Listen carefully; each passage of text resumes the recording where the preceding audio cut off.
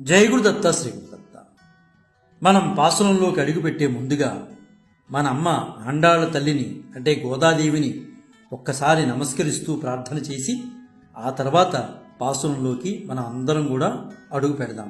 ఎందువల్లంటే మన అమ్మ కృపా కటాక్షాలు మన అందరి మీద ఉండాలి కాబట్టి మన అమ్మని ఒక్కమారు మన అందరం కూడా ప్రార్థన చేద్దాం.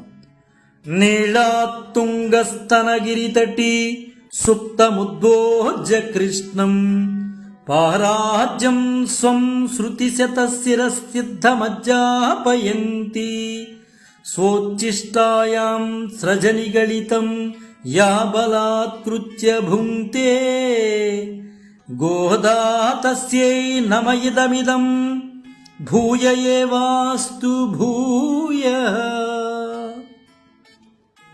తెలుగులో నీలోన్నతస్తనగిరిచర్యలన్ నిదురించు శ్రీకృష్ణ సింహమును ప్రేమారమేల్కొలిపి ఉపనిషత్ సిద్ధమౌ శేషత్వార్హతను తెలియజెప్పి ఆ ముక్తమాల్యముల ఆతనిని బంధించి భోగించు గోదమ్మ నీకిదే వందనము వందనము పాదాభివందనము. ఈరోజు మనం తిరుప్పావై పాసురాల్లో మొదటి పాసురం గురించి మనం మాట్లాడుకుంటున్నాం. భగవంతునికి అత్యంత ప్రీతికరమైన మార్గశిర మాసంలో శుక్లపక్షంలో పెద్దలు నిర్ణయించిన విధంగా ధనుస్సంక్రమణం నాడు సూర్యోదయం ముందు సమయాన ఈ వ్రతాన్ని ఆచరించాలి. క్రమం తప్పకుండా 30 రోజులు మాత్రం కొనసాగించాలి. కోరిక ఉన్నవారందరూ కూడా జాతి కుల వయో లింగ వర్గభేదం లేకుండా ఈ వ్రతంలో చేరవచ్చు. ఒక్క మాటలో చెప్పాలంటే ఆత్మయవ్వనులందరూ కూడా ఈ వ్రతాన్ని చేసుకోవచ్చు. పరమాత్మను చూచి ఇష్టపడే యవ్వనం మన ఆత్మలకు ఉంటే చాలు. దీని అర్థం ఏంటో మనకి ముందు ముందు వెళ్ళే కొద్దీ మనకి అర్థమవుతుంది. ఇచ్చ ఉంటే చాలు, స్వేచ్ఛగా మనం మనసా వాచా కర్మణ ఆడపడుచులంగా కావాలి. ఏ విషయంగా ఆడపడుచులం కావాలి? భగవద్విషయంగా మాత్రమే మనం ఆడపడుచులం కావాలి. అసలు ఈ ప్రపంచంలో భగవద్విషయం కానిది ఏమైనా ఉందా? నిజంగా మనం మాట్లాడుకుంటే ఈ వ్రతాన్ని మనం ఎక్కడ చేయాలి? మన ఇళ్లల్లో చేసుకోవచ్చు, వాకిళ్లల్లో చేసుకోవచ్చు, గుడుల్లో చేసుకోవచ్చు, బడుల్లో చేసుకోవచ్చు, గుండెల్లో చేసుకోవచ్చు, గూడెల్లో చేసుకోవచ్చు. ఈ వ్రతానికి కావాల్సింది మనస్సు ప్రాధాన్యత. అంటే ఓ స్వచ్ఛమైన మనస్సు ప్రాధాన్యత. పెద్దలను నిర్ణయించిన విధంగా పెద్దలను అనుసరించే విధానం ఇక్కడ ప్రాధాన్యత. ఇది స్నానవ్రతము అంటారు. అందుకని మనం ఖచ్చితంగా స్నానం చేయాలి. మనం రోజు చేసే బాహ్య స్నానం కాక అంతర్స్నానం కూడా చేయాలి. ఈ వ్రతానికి మనం రోజు చేస్తాం స్నానం, కానీ అది కాదు. దానికన్నా ముఖ్యమైనది ఏంటంటే అంతర్స్నానం చేయాలి. బయట చేసే స్నానం శరీర శుభ్రం చేసుకోవడానికి, కానీ లోపల చేసే స్నానం అంతఃకరణ శుద్ధికి. బాహ్య స్నానం రోజు బ్రహ్మముహూర్తం ముందు అంటే వేకువన 4 గంటలకు చేస్తూ ఉంటాం. ఆ తర్వాత తిరుప్పావైని నిత్యవ్రతంగా చేసుకుంటే అంతఃకరణ శుద్ధి అయ్యి భగవద్ అనుభవం మాత్రం అవుతుంది. ద్రావిడ సాంప్రదాయంలో ప్రేయసీ ప్రియుల కలయికనే స్నానం అంటారు. భగవదనుభవనే ఉత్పల్ల పంజక తటాకంలో మునిగి తాను వేరుగా తెలియకుండా ఉండుటే స్నానమని ఉభయ వేదాంతాలు మనకి చెప్తున్నాయి. జీవులనే నదులు పరబ్రహ్మమనే సముద్రంలో చేరి దాని నుండి వేరు చేసి చూపించుటకు వీలు కానట్లుగా సాయుధ్యం నొందుటయే మోక్షము అంటారు. ఈ వ్రతంలో స్నానం అంటే అర్థం ఏంటి? గోపికలందరూ కలిసి గోపభవనం చేరి శ్రీకృష్ణుణ్ణి కలుసుకోవడమే, పరమాత్మ సేవలు తరించడమే ఇక్కడ వ్రతస్నానము అని అర్థం. అయితే శ్రీకృష్ణ పరమాత్మ మనకు కావలసినన్ని ఇహపుర సుఖాలను ఖచ్చితంగా అనుగ్రహిస్తాడు. గోపికలకు వలె మనతో నిత్య సంబంధం కలిగి ఉంటాడు. మన చేసే కైంకర్యాలన్నింటినీ కూడా ఆయన స్వీకరిస్తాడు. ఇవన్నీ పొందేందుకే గోదామాత గోపికలను స్నానం చేసే కోరిక గల వారందరినీ రెండర్రా నాతో అని గోదామాత చక్కగా పిలుస్తోంది. హాయిగా తనొక్కతే వ్రతం చేసుకుంటే సరిపోతుంది కదా, కానీ కాదు, ఫలం అందరూ పొందాలి. నేనొక్కదాన్ని చేసుకోవడం కాదు, నేనొక్కదాన్నే చేసుకోవడం స్వార్థం. అందరం కలిసి చేసుకోవడం అది వ్రతం. ఒక మంచి కార్యం చేసేటప్పుడు 10 మందితో కలిసి చేస్తే దానివల్ల అధిక ఫలం అనేది వస్తుందని మన సంప్రదాయం మనకి చెప్తోంది. అలాగే ఏకస్వాదున భుంజీత అనేది మన సంప్రదాయం మనకు చెప్తోంది.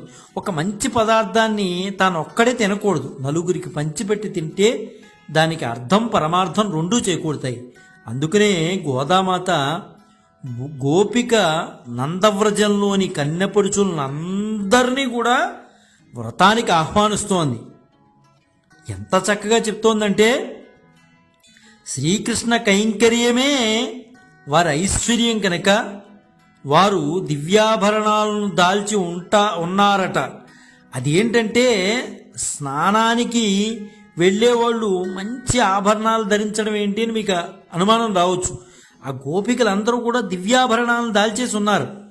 అదేంటి స్నానానికి వెళ్ళే వాళ్ళు ఎలా ధరిస్తారంటే వారు చేసేది సామాన్యమైన స్నానం కాదు, వారు వేసుకునేవి సాధారణ ఆభరణాలు కావని మనకు అర్థమైపోతోంది. అవేవ ఆభరణాలు? భగవత్ గుణానుభవ స్నానానికి కావలసినటువంటి ఆభరణాలు. అవి ఏంటి?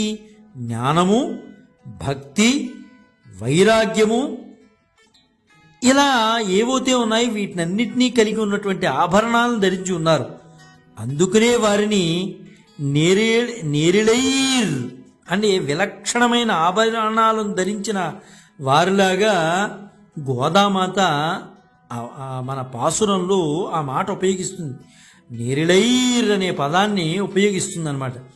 అయితే కృష్ణుణ్ణి చేరడం ఎలా? అతడు నందగోపుని రక్షణలో ఉంటాడు కదా. ఇక్కడ మన యశోదామాత మంత్రం లాంటిది. ఎందువలంటే భగవంతుడు ఎప్పుడూ కూడా మంత్రాధీనమై ఉంటాడు భగవంతుడు. అందువలన యశోదామాతని మంత్రంతో పోల్చారు. ఆచార్యుడు ఎవరయ్యా అంటే నందగోపుడే. అంటే ఆచార్య కృపతో మంత్రాధీనమైన భగవంతుడు మనకి అంది వస్తాడు.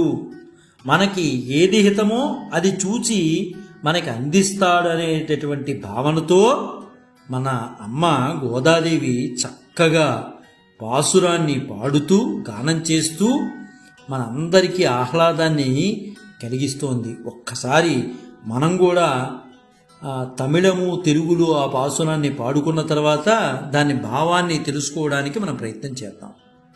மார்கழித்திங்கள் மதி நிறந்த நன்னாளால் நீராட போதுவீர் போதுமினோ நேரிழையீர் சீர்மல்கும் ஆயப்பாடி செல்வச் சுருமீர்காள் கூர்வேல் கொடுந்தளிலன் நந்தகோபகுமரன் ஏறார் நந்த கண்ணி யசோதை இளம் சிங்கம் கார்மேனிச்சிங் செங்கண் கதிர்மதியம்போல் முகத்தான் நாராயணனேன் நமக்கே பறை தருவான் பாரோர் புகழப் పడిందేలోరెంబావాయ్.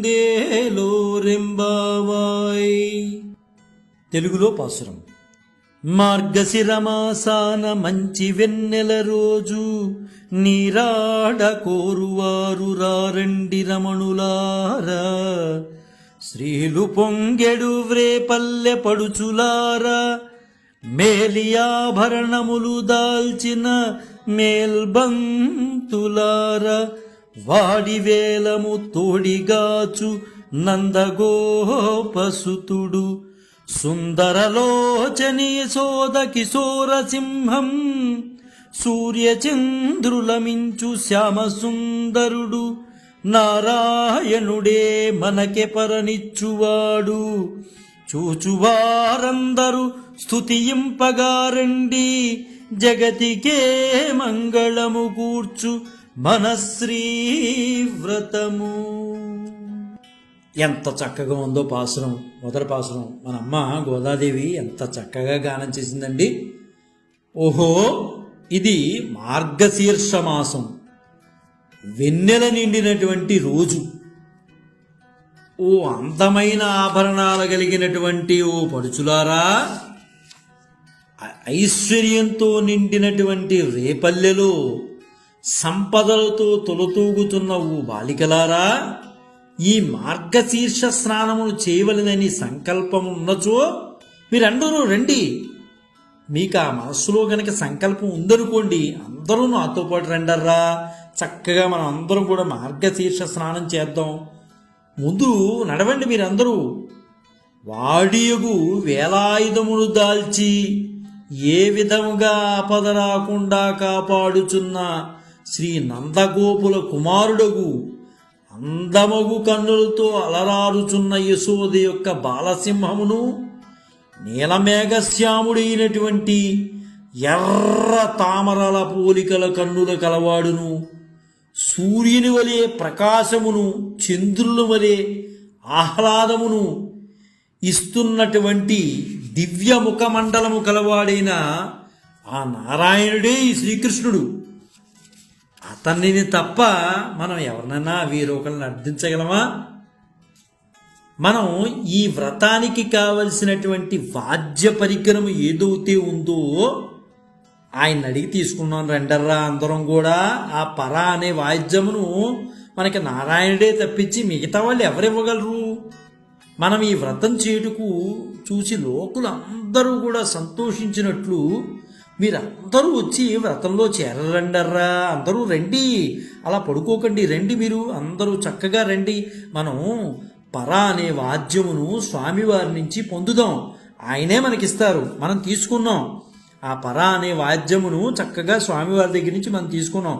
ఆ నారాయణుడు తప్పించి మనకి ఇంక ఇచ్చేవాళ్ళు ఎవరున్నారు అని అమ్మ ఎంత చక్కగా, అంటే ఆ శ్రీమన్నారాయణుడే మాకు ఉపాయము ఉపేయము అని గట్టిగా నమ్మే ప్రపన్నులకు మాత్రమే తనంత తానుగా అంది వచ్చి నిత్య కైంకర్య భాగ్యం అందిస్తాడు స్వామి అని మనస్సులో అమ్మ అనుకుంటూ అదే మాటలు బహిర్గతం చేస్తూ అక్కడున్నటువంటి గోపబాలికలందరినీ కూడా అమ్మ రమ్మని, ఆ వ్రతాన్ని చేయడానికి రమ్మని ఆహ్వానిస్తోంది. ఎంత చక్కగా చెప్తోంది. ఆ శ్రీకృష్ణుడే నారాయణుడంటే అన్ని పదార్థముల లోపల బయట ఉన్నది తానే ఆ శ్రీకృష్ణ పరమాత్మే కదండి. అంతర్బహిష్యతస్తర్వం వ్యాప్య నారాయణ స్థిత. ఆ లోపల బయట ఉండేది ఎవరయ్యా అంటే ఆయనే కదా, శ్రీకృష్ణ పరమాత్మే కదా అని అమ్మ చెబుతూ రెండర్రా అందరం చక్కగా ఈ వ్రతాన్ని మనం ఆచరిద్దాం, ఈ వ్రతాన్ని చేద్దాం. ఆ స్వామివారు మనకి పర అనే వాయిద్యాన్ని ఇస్తారు, రండి మనందరం కలిసి వెళ్దాం అని అమ్మ చక్కగా మొదటి పాఠశాలలో అందరినీ పిలుస్తుంది. పైగా మనం ఈ వ్రతం చేస్తే అందరూ చూసి ఆనందిస్తారండి కదా, రండి చక్కగా రండి, మనం ఈ వ్రతం చేస్తుంటే అందరికీ ఆనందాన్ని కలగజేస్తాం. మనం రండి, లోక కళ్యాణం కోసం చేకూర్చే ఈ వ్రతాన్ని మనం అందరం కలిసి చేద్దాం అని ఇక్కడ ఆండాళ్ళ తల్లి అందరినీ కూడా, గోపబాలికలందరినీ కూడా ఆహ్వానిస్తోంది. ఎంత చక్కగా అమ్మ ఆహ్వానిస్తోందో కదా. అటువంటి గొప్ప పాసురాన్ని ఈరోజు మనం తెలుసుకోగలిగాం. అంటే ఇక్కడ చెప్తోంది అమ్మ, ఏం చెప్తోంది? పారోర్ పొగళెప్పండేలు రంబావై, జగతికే మంగళం కూర్చేటటువంటి మన శ్రీవ్రతం. ఈ శ్రీవ్రతం చేస్తున్నాం, రెండర్రా అందరం కలిసి పరా అనే వాయిద్యాన్ని స్వామివారి దగ్గర నుంచి తీసుకున్నాం. అంతర్బహిష్యత సర్వం వ్యాప్యనారాయణ స్థిత, బయట లోపల ఉండేది ఆయనే, ఇంకా ఆయన తప్పించి మన ఎవరు చూస్తారు అని చక్కగా చెబుతూ వాళ్ళందరినీ కూడా లేపుతూ అమ్మ వ్రతానికి రమ్మని చెప్పి ఆహ్వానిస్తోంది మొదటి పాసురంలో. కాబట్టి ఈరోజు మొదటి పాసురం చక్కగా మనం తెలుసుకోగలిగాం. రేపు రెండో పాసురంలో మళ్ళీ మనం తెలుసుకోవడానికి ప్రయత్నం చేద్దాం.